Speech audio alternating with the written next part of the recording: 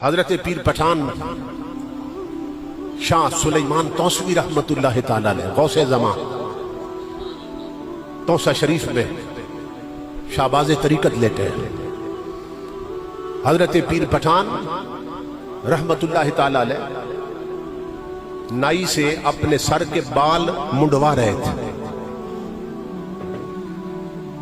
آدھے سر کے بال اس نے کاٹ دیے تھے, مونڈ دیے تھے, اور آدھے سر کے بال ابھی باقی تھے.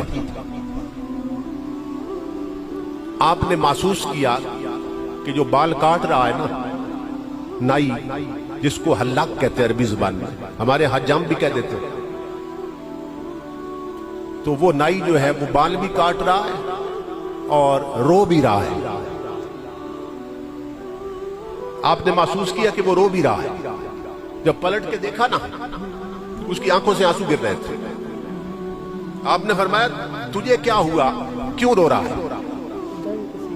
وہ کہنے لگا جی میں اپنے بختوں پہ رو رہا ہوں. میرا ایک ہی بیٹا تھا, گھر سے روٹ کر نکلا تھا.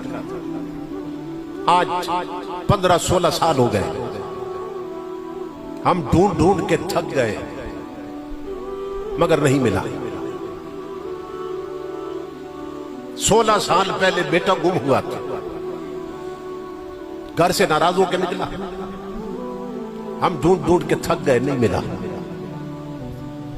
ہمارے گھر کا چراغ بجھ گیا ہے. ماں رو رو کے آنکھیں ضائع کر رہی ہے, تو میں رو رہا ہوں اپنے مقدر پر. کس بات پر رو رہا ہوں کہ یا تو میرا پیر کامل نہیں ہے. دکھی تھا نا, بات نکلی اندر کی.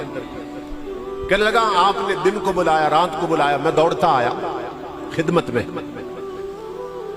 نہ آندھی دیکھی, نہ جکڑ دیکھا, نہ طوفان دیکھا. زندگی آپ کی خدمت میں گزارتی. اب سوچ رہا ہوں یا میرا پیر کامل نہیں ہے اور یا پھر میری خدمت قبول نہیں ہوئی, کہ مجھ پر نظر کرم نہیں ہو رہی, کہ بیٹا گم گیا اور نہیں ملا, یا پیر کامل نہیں یا میری خدمت قبول نہیں. جب یہ لفظ بولے نا تو حضرت پیر پٹھان جلال میں آ گئے. اس کا ہاتھ پکڑا, فرمایا باقی بال بعد میں کاٹنا, پہلے گھر جاؤ اپنے بیٹے کو ملاؤ.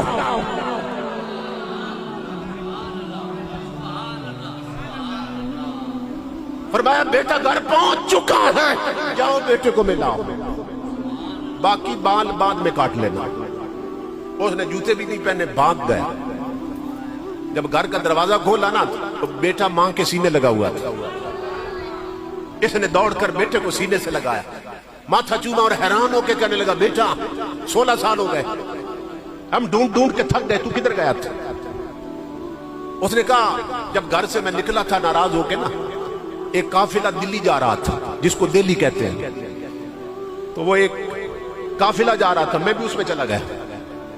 دلی میں جا کر میں ایک ہوٹل پہ ملازم ہو گیا تھا.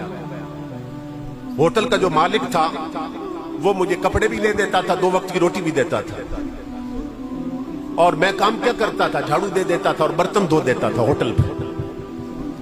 تو باپ نے کہا تو بیٹا تو پھر اچانک یہاں کیسے پہنچا ہے, تو دلی میں تھے؟ اس نے کہا ابا یہ چند منٹ پہلے کی بات تھی, میں دلی کے ہوٹل کے کمرے میں برتن دھو رہا تھا کہ کسی نے میرے کاندھے پہ ہاتھ رکھا. میں نے پلٹ کر دیکھا تو ایک بزرگ کھڑے تھے. وہ فرمانے لگے تیرے ماں باپ رو رہے ہیں, تو یہاں بیٹھا ہے, چل میں تجھے لینے آیا ہوں. میں نے خوف سے آنکھیں بند کی, جب آنکھیں کھلی تو سامنے دلی نہیں تھا, ماں سامنے بیٹھی تھی.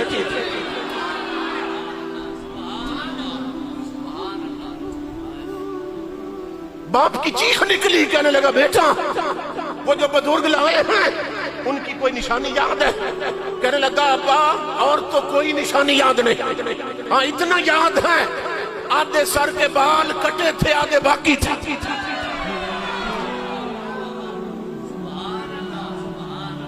آدھے سر کے بال منڈے تھے, آدھے باقی تھے. وہ پکڑ کر بیٹے کو ساتھ لایا حضرت پیر پٹھان کی بارگاہ. باپ بیٹا دوڑتے آئے, جب بچہ سامنے ہوا نا، بچے کی چیخ نکل گئی، کہنے لگا ابا اللہ کی عزت کی قسم، یہی بابا جی تو مجھے دلی سے لے کے آئے ہیں۔